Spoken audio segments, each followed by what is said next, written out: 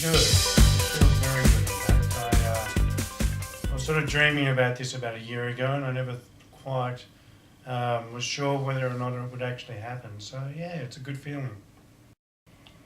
It's pretty important. I think it actually means as a developer, you're responsible for the people that actually play your game, and you need to continue to evolve the game and make sure that you create content that's interesting and content that people actually want to follow. No, Pawz is not just a game. I see Pawz as a real brand. Later this year, we'll be exploring other opportunities to actually develop Pawz into a brand. We're going to be looking at merchandise opportunities that tie back into the game as well as other versions of the game itself. So hopefully this time next year it'll actually be a real brand that people recognise.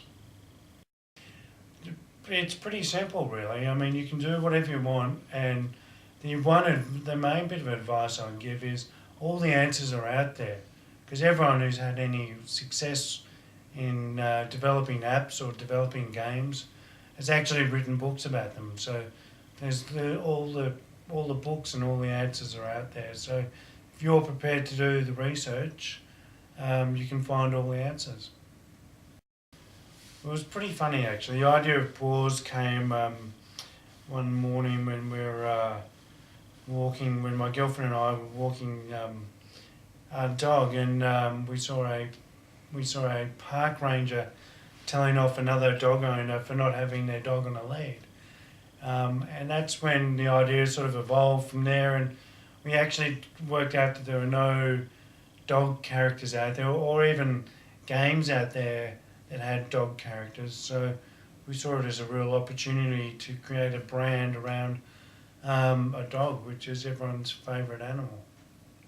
The most thrilling part was actually the release into the iTunes and App Store and the Google Android store. We targeted the Christmas date as a release date for obvious reasons, because there's more downloads over Christmas. And I'd say it's the most thrilling part because there's all sorts of pressures around the release, and just when you think you've got everything covered off, there's always something else that needs to be done, which leads to 100 other different things that you haven't thought of that need to get finished off in the last minute. So that was definitely the most thrilling part. Probably the most interesting part was the marketing side of actually getting an app developed and building up a following and getting the brand out there. That's it's been one of the most interesting parts of me, is actually using social media and all forms of social media to actually help build a brand presence. And the other thing is leading into user acquisition as well. All these apps are predicated on actually acquiring users, and that has to be an integral part of any marketing project for any game developer.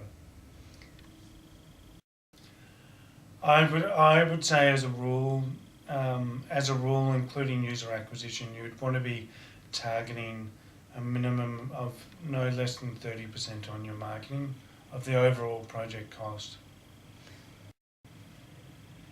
For me, the most challenging part was actually going through the highs and lows of every project that you have, but it's actually waking up the next day and going, okay, we still need to improve on this and improve on that, and actually keep on going with it. I mean, you see a lot of apps out there that actually drop off and disappear altogether. The most challenging part is keeping it fresh and actually sticking with it. Yes, I do have a dog. I've got a Staffy. His name's Cusco. So little naughty Staffy, but he's a great dog. He's missing most of his teeth. He's been chewing too many sticks. Let's just say this: I've got a lot of experience.